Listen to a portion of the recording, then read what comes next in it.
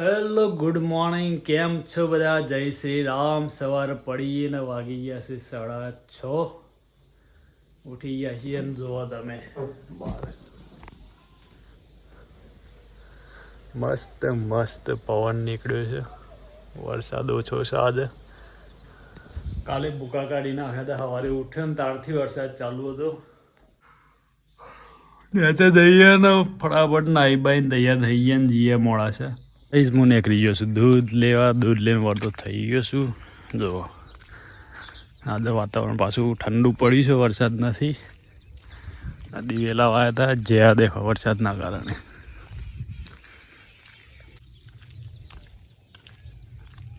જઈએ એમાં ખાતા ખાતા ચાલવા માટે કાજુ પિસ્તા ખાઈ લઈએ થોડા.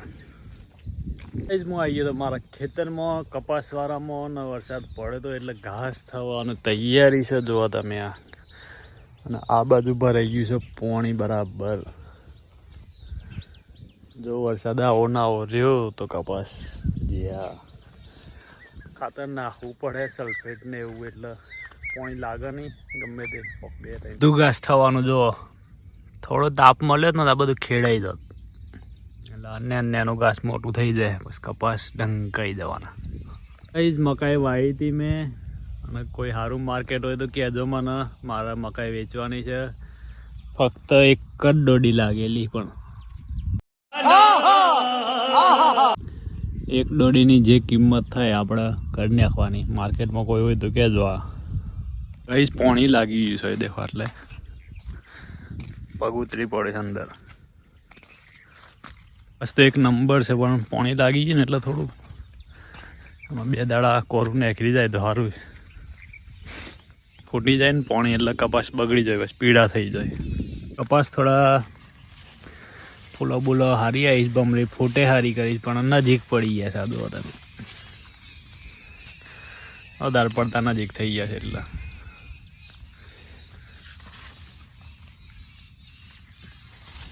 માલ ચાલુ થઈ ગયો છે. આ જો તમે ઓય ભમરી આવી ગઈ. રીંગણ ને ફૂલો ચાલુ થઈ ગયો છે. જો તમે આ બધું સાફ કરી દેવું પડે. કાલે આવીને રવિવારે આવવું પડે, કારણ કે ઘાસ થઈ ગયું છે.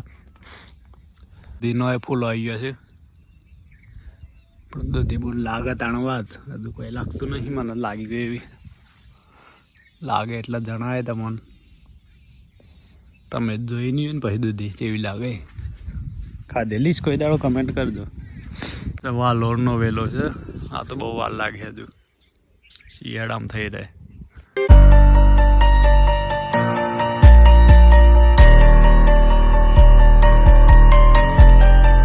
જઈએ આમાં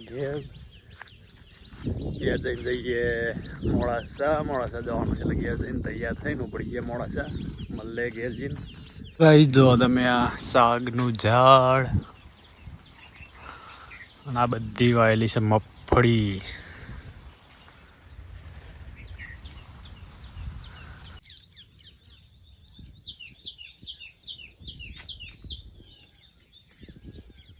આ દિવેલા ઊંઘી ગયા. જો મારા કાકાના આ દિવેલા ઊંઘી ગયા. ધારવાળું જમીન છે એટલે મસ્ત નીકળી ગયા. તો ગાઈઝ ઉભરાઈ ગયા છે વળતા આટલે, ને વરસાદ આવે એવું લાગતું એટલે ઉભરાઈ ગયો. આ જુઓ તમે ભેંસ જો ઉભેલી છે કાદેવમાં. એકલા બધો ઢોરો કાદેવમાં. તો જઈએ એમ ઘેર ફટાફટ નાહીએ, વરસાદ આવી જાય. લીંબુ લાગ્યો છે દેખો વાડીમાં.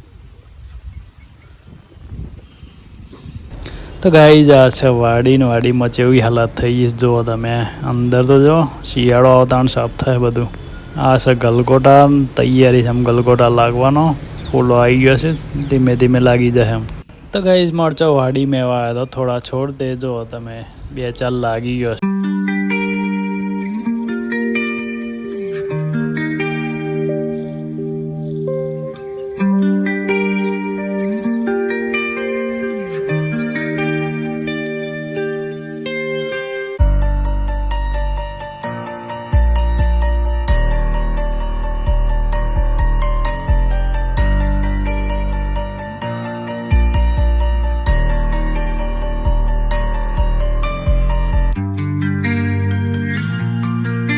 તો ગાઈઝ નેચે આવીને નાહી બાઈને તૈયાર થઈ ગયો ને 8:30 થઈ ગયા છે. ધાબા પર જઈએ ને અહીં ચાર્જિંગમાં પહેલાં મેળ દઈએ. નાહી બાઈને આવી ગયા ધાબા પર.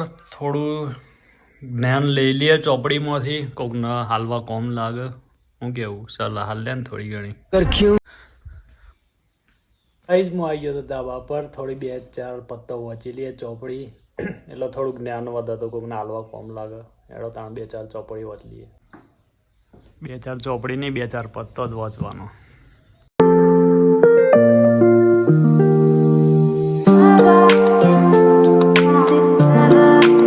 બધું વંચાઈ ગયું છે. થોડું ઘણું વાંચી લીધું. અડધો કલાક અને જઈએ હવે નીચે જઈને ખાઈ બાઈને પછી જઈએ મોડાસા. થોડું કોમ છે એટલે મોડાસા જઈને પછી તમને મળું. તો હું અમારા બ્લોગમાં બન્યા રહેજો. તો એક્ટિવા લેવા આવ્યો હતો રિક્ષામાં.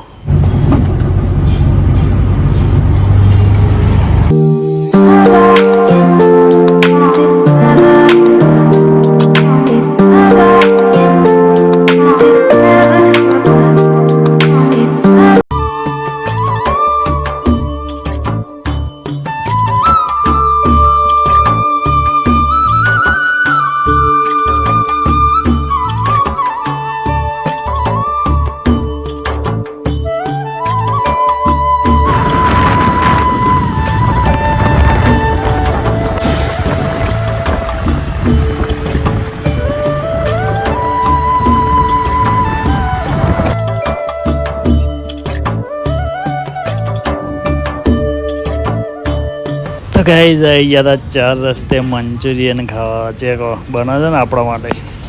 તો ગાઈઝ રાત પડી ગઈ છે. હું આવી ગયો છું નોનજીભાઈના ઘેર. તમને બતાવું તો. બોલો નોનજીભાઈ. અમારી ચેનલને સબસ્ક્રાઈબ કરજો. પછી ફોલો કરજો. પછી ગુડ નાઇટ. મળીએ આવતા બ્લોગમાં. ત્યાં સુધી જય શ્રી રામ.